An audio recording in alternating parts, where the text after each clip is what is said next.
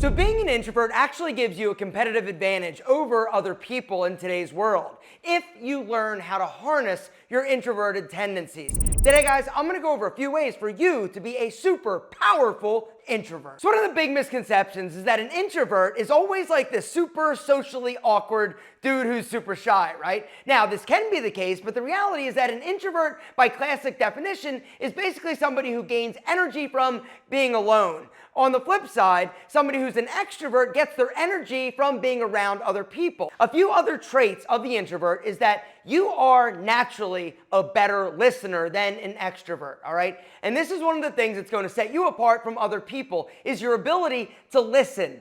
You don't speak without having something to say. An extrovert, on the other hand, is always talking and speaking, right? Even if they've got really nothing to say. And the reason is because they are uncomfortable with silence. And they also feel like if people aren't engaging or talking, or there isn't conversation, then something's wrong. As an introvert, it's incredibly powerful when you take your time and when you listen and then speak when you've got something actually to say, which is actually the first thing that makes you super powerful as an introvert. And that is not just running your mouth in order just to hear yourself speak or to fill dead air. The second way to be a more powerful introvert is actually something else that you're just naturally better at than an extrovert, and that is connection, all right? And what I mean by connection is when you're meeting somebody or talking to somebody, because you are somebody that will listen and truly listen, not just wait for your turn to speak, it automatically connects you to the person a little bit deeper, a little bit faster, a little bit more. Number 3 is self-awareness. And this is something else that the introvert is much better at than the extrovert.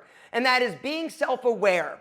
All right. Also, the other thing that basically this leads to is an emotional connection and emotional intelligence. All right. When you actually have the ability to reflect about who you are and really understand the fact that you are unique, you're special, but you just happen to be a little bit more reserved at times, or get fueled by being able to think and not being surrounded by noise and chaos, it makes you powerful. But something else it does is having the ability to read other people, which you are better at than the extrovert. Empathy is another one of your specialties, right? You are more empathetic, meaning you have the ability to feel how other people are feeling or relate to them.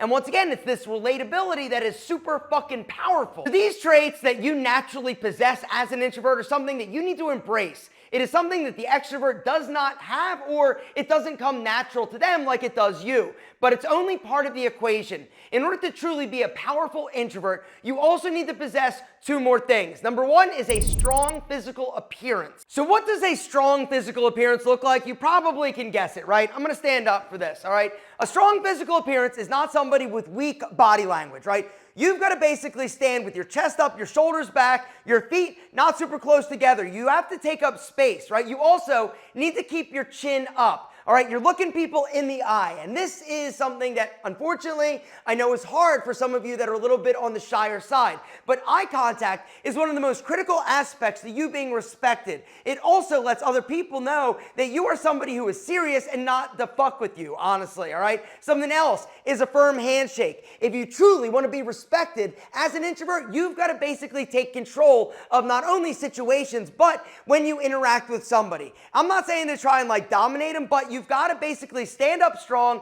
you've got to have a strong walk, you've got to look people in the eye, and you've got to smile, which is something else that you can do. As an introvert, I know that a lot of times it can be the tendency to basically want to retreat, right? But if you can stand, if you can smile, if you can engage, if you can have a strong physical presence, this automatically makes you more powerful than the extrovert. Something else is your style. How are you dressed? One of the things, the quickest, easiest things that you can do to be viewed as more powerful is to dress well. Have a personal style, all right? Make sure that your clothing fits your body. Make sure that you're not wearing a bunch of worn out shit. Make sure that you're not trying to be super flashy like an extrovert, all right? Subtle, subdued sexiness. And then your grooming.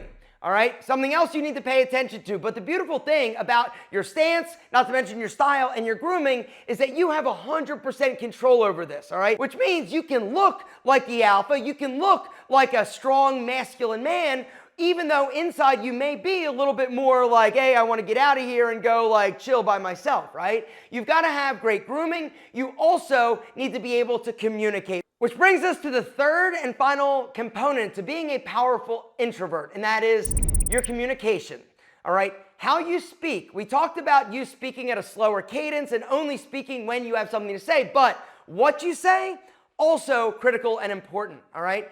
Never talk trash about other people, right? In order to be powerful, you need to uplift. You're uplifting others through what you say and what you do in terms of the way that you treat other people. Being friendly, being engaging, being nice, being inclusive. This is something that makes you super fucking powerful. When other people see you or view you, basically treating other people with kindness, helping them out, and being a genuinely good person, it automatically basically raises and elevates your attraction level by like a factor of like 100,000 million%. Being a man of your word, having integrity, having a solid moral compass. If you are somebody that is a moral individual, gentlemen, once again, this is something that sets you apart from honestly like 90% of other people out there. If you're somebody that other people look at and basically have respect for you because of the way that you carry yourself and the way that you handle your business, this also is super powerful. Having an incredible work ethic, also super powerful. In a nutshell, let your actions speak louder than your words,